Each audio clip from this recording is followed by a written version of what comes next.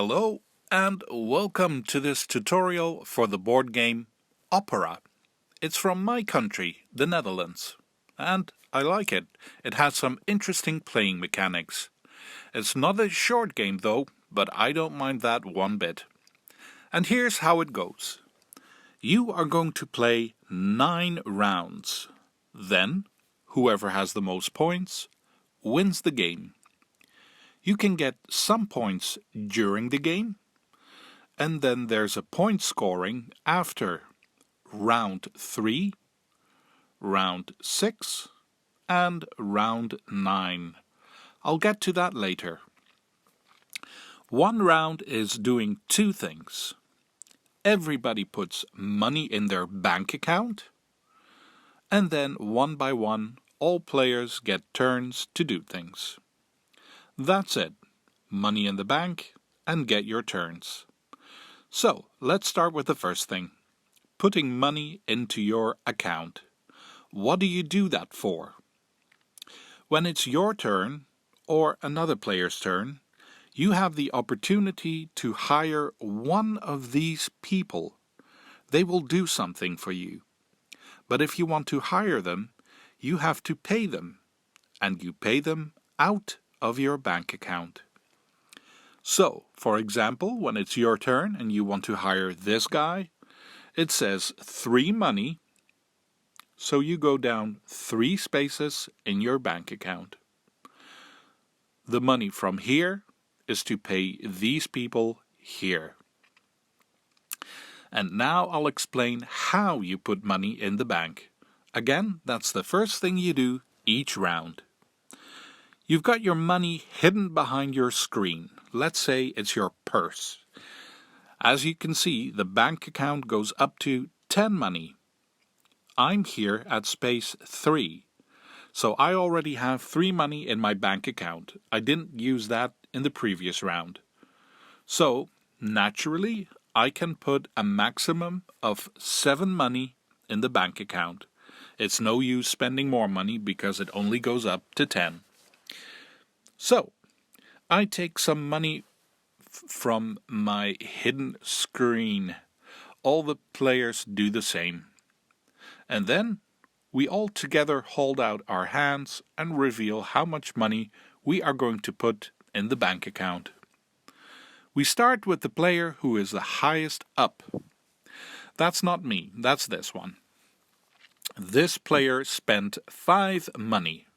So, 1, 2, 3, 4, 5. Next up, it's me. I spent 6 money. I put that back into the supply, not behind my screen. So I go 1, 2, 3, 4, 5, 6, right under the other player.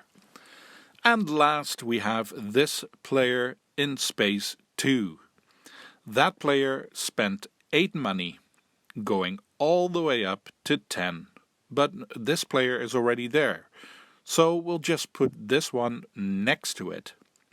These two are at the top, number 10, and I'm under them at 9. And done. That's the first thing you do each round. And now we do the actions. Who goes first? Well, this one, because it's on the top and it's all the way on the left. That player goes first. So she does. She spends some money from the bank to hire this one and does whatever happens. Next, who goes next? Well, now this player is on top, above me and the other player. So now it's this player's turn.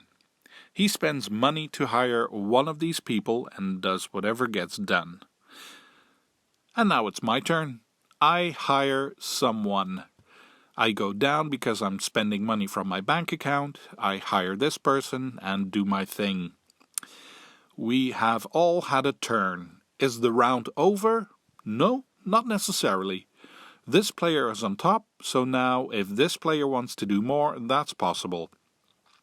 Do something if you want to. Sure, why not? Pay money from the account to get this person and to do something. Then it's the next player's turn, and so on and so on. You can keep playing until everyone passes. When you pass, you put this black token on top of yours, and then you are completely out of the round. Also, you must pass when you've hired 3 people from here. 3 is the limit. So, a recap. At the start of the round, you all spent money to put into the account. You use that money to hire these people. And when you are on this track, it also decides when it's your turn. Whoever is the highest up gets the next turn. And then, one by one, all the players do their thing until everyone says, I pass, and then the round is over. At the next round, you start here with your bank account. Next up on the list, what do you do when it's your turn? Of course, you have to be the highest up here, and then you look at the people you can hire and decide who you're going to use. Let's take this one. What does that cost me? The board says 2 money, so I go down 2 money in my bank account. I take this person, and then I get the thing that this person does for me. Is that the end? No, actually. Then I say to the other players, does anyone want to use this person as well? Going from top to bottom, all the other players can pay money to get whatever this person will get you. This board stays with me, but other players have the opportunity to pay and use this person as well. I just got first choice, and that can be very important. Does that go for all the people you can hire? No. Let's have a look at the board. These 3 have this, and these 3 don't. That's because when you hire one of these 3, you pick up their piece and place it somewhere on the board. And that is immediately the end. No one else can do that. These 3, those can be used by other players. Let me repeat that. When it's your turn, pick a person to employ. If you pick one of these, pay the money, take the board and move the token. The end. If you pick one of these, pay the money, take the board, do the thing, and then give the other players a chance to also use whatever this person does. I still have to tell you what the bonus points are at the end of round 3 and 6 and 9. But before I do that, I'll explain these people to you. What do they do? How can they help you, and how do they get you points? This game is called Opera because you will be building opera houses and you will be performing musical pieces by these famous composers in them. This will get you money at the end of each round, and it will get you points during the bonus parts of the game. So let's start with this one. This person will get you new music. Here's the music. Before the round starts, you'll put new pieces on here. This composer at the bottom is the least popular, for now, and this one at the top is the most popular, for now. If you want to buy new music, you hire this guy. You pay for him by going down in your bank account, and then the shop is open. If you want to buy music, you have to pay for it with the money from behind your screen, your purse. How much do you pay? If you want music from the guy on the bottom, it costs you 2. If you want this one, pay what? The bottom guy costs 1 money, the second one is 2 money. If you want that one, it costs 3, and so on, and this one is 6 money. You can buy 1 or 2 pieces, and then you offer the other players to also buy music. They have to pay for him and for the music. but at least you got first pick. Side note, when this person is put to work, this is the only time during the game when you are allowed to move your music around in your opera houses. And when that is over, they will be there for the rest of the round. You can't just keep moving them around. Next, you employ this man when you want to buy buildings. Same as always, go down in your bank account and then the shop for the buildings is open.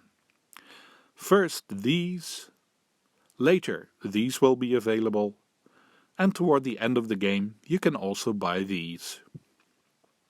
How much do you pay? You pay 2 money per room. Look at this one, for example. This one has 3 rooms. So if I want to buy this one, I have to pay 2, 4, 6 money from my purse. You can only buy 1 or 2 buildings. And, very important, after you have bought a building, you immediately get points. Let's say I bought this one, I paid 6 money for it, so I get 6 points. Also a side note here, you must always first buy the main building. That's any building with the number 1 on it. And they have room with red columns. See, this is the main building. Buy this first before you buy any additions to your opera house. And then you end it by asking the other players if they also want to buy a building. Third one is this lady. She's a friend of the Austrian Emperor. Isn't that nice? You choose here when you want to put one of your music pieces in the palace. You immediately get double money for it. Let's take this one. This one's from the composer that's all the way at the top here. So it's worth 6 money. If I put it here, I get double money. 12 money to put behind my screen. Or if you don't want the money, you can take points. Not double points. If I would take points instead of money, I would get 6 points. 6 because it's from this composer who's on the position 6. And now, if the other players want to, they can also put one music piece in here. Just keep in mind, you can't have the same music piece more than once, and when it's full, it's full. At the end of the round, you clear it up when it's completely filled up. So, that's it for these 3 people. These are the ones that other players can use after you've used them. Then there's these 3. When you use one of these, only you can do that, no one else. Let's get to the first one. If you hire this person, you take this token and put it in one of the cities. Now every opera that is performed in this city gets double money. And you leave it here until someone places it in a different city in the next round. This one. When you hire this person, you put this token in one of the cities, and then you look at which performers have music here. For example, in this city we've got music by this composer. And then you can move that composer up or down 2 spaces. It's up to you. You'll understand what that does in a bit. And last, we have this one. If I were to explain this one to you now, you would forget it. So look him up in the rulebook once you've started playing the game. This one gives you instant points. A recap. This one lets you buy music. Get this, to buy buildings. She lets you put music in the palace and you get points or double money. This one makes all the operas in the city make double money. And this one can make a composer go up 2 spaces or down in popularity. And this one is for instant points. Look him up. 2 more things. Bonus points at the end of round 3 and 6 and 9. And what happens at the end of every round? I'll explain that one first. At the end of every round, you get money for operas in your building. You get money per building. How do you do one building at a time? How much do you get? Look at your little screen. Here you see how it works. Let's pretend I have this building, and there are 2 operas in it. And I have this building, and it has 1 opera in it. See? 1, 2, and 1. Let's do this one first. Look at your screen. 2 operas in 1 building is this much money. I get this much.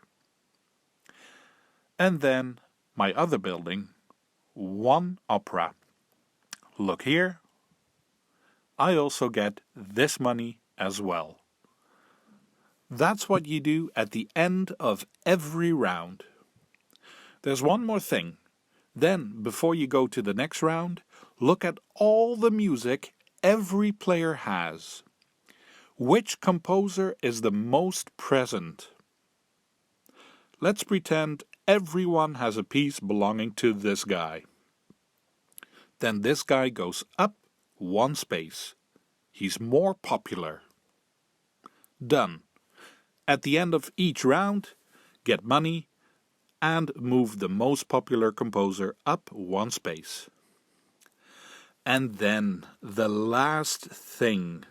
What do you get points for at the end of round 3 and 6 and 9? Remember that every building has 1 room with these red columns. That is what you get bonus points for. If I have this piece of music in this room with the red columns, this gives me points. How many? Well, let's have a look. This music is from this composer. This one is all the way at the top, position number 6, the most popular composer. So, 6 points. And I have another building, and there I have this piece of music. That's by him. He's on this position, so I get this many points.